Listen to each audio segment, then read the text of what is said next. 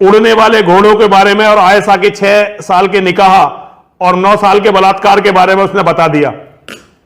ये सारी बातें ऑथेंटिक हैं जो इन मुसलमानों की अपनी किताबों में लिखी हुई है। किताबों में घोड़ा नहीं लिखा गया, किताबों में लिखा गया गधा और घोड़े के जैसा, खच्चर जैसे के बारे में लिखा गया। उनके पास उड़ने वाला था और वो सारी बातें लिखी है मोहम्मद के बारे में। जय हिंद दोस्तों, मैं आपका दोस्त जुनैद बामस दोस्त। नुपुर शर्मा और नवीन कुमार जिंदल के बाद अब इस शख्स ने हुजूर अक़दस सल्लल्लाहु अलैहि वसल्लम की शान अक़दस में गुस्ताखी की है। सिर्फ हुजूर अक़दस सल्लल्लाहु अलैहि वसल्लम की शान में ही नहीं, बल्कि इस शख्स ने बीबी आयशा सिद्दीक़ा रज़ियल्लाहु ताला अन्हा के बारे में अल-फैल कहा है, बदकलामी उनके बारे में कही है। इस शख्स का नाम है यतीन नरसिंहारन सरस्वती, जो अपने आप को हिंदुत्व का लीडर बताता है। ये ना तो हिंदू का लीडर है ना मुसलमान का लीडर है, ये सिर्फ अपनी सियासत चमकाने के लिए हर बार ऐसे अपने मुँह से जहर उगलता रहता है।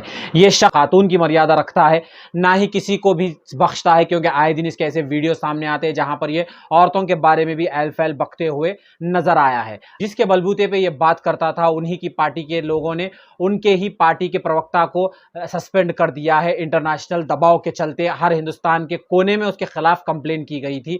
नुपुर शर्मा के खिलाफ हिंदुस्तान के हर छोटे से छोटे कस्बे में भी कंप्लेन की गई, एफआईआर दर्ज की गई, कानूनी कार्रवाई की मांग की गई, क्योंकि उसने मानव के सेंटिमेंट्स को हर्ट किया और मुसलमानों के साथ मुसलमानों की फीलिंग्स को हर्ट करने के लिए उसने ऐसा स्टेटमेंट दिया था। एक टीवी डिबेट में बैठकर हुजूर अक़दस सल्लल्लाहु अलैहि वसल्लम जो पैगंबर है, देश के मुसलमान जिसको मानते हैं, जिनकी शान अक़दस में गुस्ताखी कोई भी छोटा अदना सा अदना मुसलमान भी बर्दाश्त नहीं कर सकता। अगर उसका ईमान कम दर्जे का भी हो तो वो भी हुजूर अक़दस सल्लल्लाहु अलैहि वसल्लम की शान अक़दस में गुस्ताखी बिल्कुल बर्दाश्त नहीं करेगा। इस तरह की बातें कर रहा है कि जो हम आपको कह भी नहीं सकते, हम अपने ज़बान से उसको दोहराना भी नहीं चाहते। आप एक बार इसके वीडियो को देखिएगा।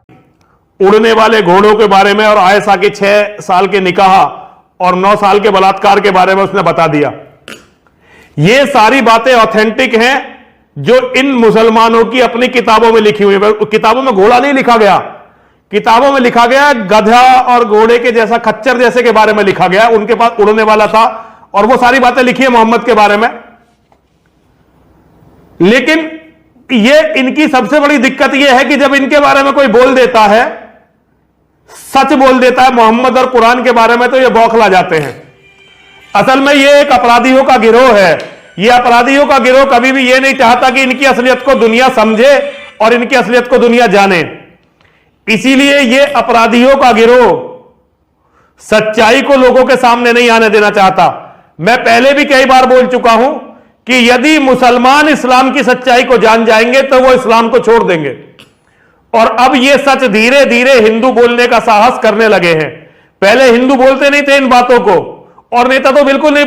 आपने सुना इसके अल्फाजों को, आपने सुना इसकी बातों को, किस तरह से ये जहर उगल रहा है। जब भी ये मुंह खोलता है मुसलमानों के खिलाफ बोलता है, जब भी ये कहता है कि तुम्हारी किताब में है, तो कौन सी किताब में है? अगर हमारा ये वीडियो यतीन नरसिंहारन सरस्वती तक पहुंच रहा है तो मेरा सवाल तुमसे है कि कौन सी किताब में ये अल-फैल लिखा हुआ है जो तुम कह रहे हो? क्या तुमने कभी कुरान को पढ़ा? तुम मेरा ये वीडियो देख रहे हो, यतीन नरसिंहारन सरस्वती, अगर तुम मेरा ये वीडियो देख रहे हो, इन्विटेशन है, आमंत्रण है कि तुम एक बार कुरान को, जो भी थी तुम्हें लैंग्वेज समझ आती है, उस लैंग्वेज में एक बार उसे पढ़ो। 30 दिन तक उसे पढ़ो, तुम भी समझ जाओगे कुरान में क्या लिखा है। जब भी तुम मुंह खोलते हो, हुजूर अक़दस सल्लल्लाहु अलैहि वसल्लम की शान अक़दस में गुस्ताखी करते हो, एक बार कुरान को खोलकर पढ़ो, तुम भी समझ जाओगे कि उसमें क्या लिखा है। कोई भी मुसलमान हुजूर अक़दस सल्लल्लाहु अलैहि वसल्लम की शान में अक़दस में गुस्ताखी बर्दाश्त नहीं करेगा। इस नफरती राजनीति का खामियाजा इंटरनेशनल लेवल पे भी इंडिया को भुगतना पड़ रहा है। अरब देशों से, जिससे काफ़ी अरसे से हिंदुस्तान के काफ़ी अच्छे ताल्लुकात थे, कोई भी पीएम आए उसके ताल्लुकात अच्छे थे अरब ममालिक से, मगर यहाँ पर इस हुकूमत में जो नफरती राजनीति चल रही है, इंडियन प्रोडक्ट का पहली बार बायकॉट किया जा रहा है। इंडिया के जो भी प्रोडक्ट्स जाते, आज तक हमने सुना था इजराइल के प्रोडक्ट्स का बायकॉट करते हुए, कोई और कंट्री के, फ्रांस के बायकॉट करते हुए, मगर आज पहली बार हिंदुस्तान के बायकॉट हो रहे हैं, क्योंकि हुजूर अक़दस सल्लल्लाहु अलैहि वसल्लम की शान अक़दस में गुस्ताखी कोई भी मुसलमान बर्दाश्त नहीं करेगा।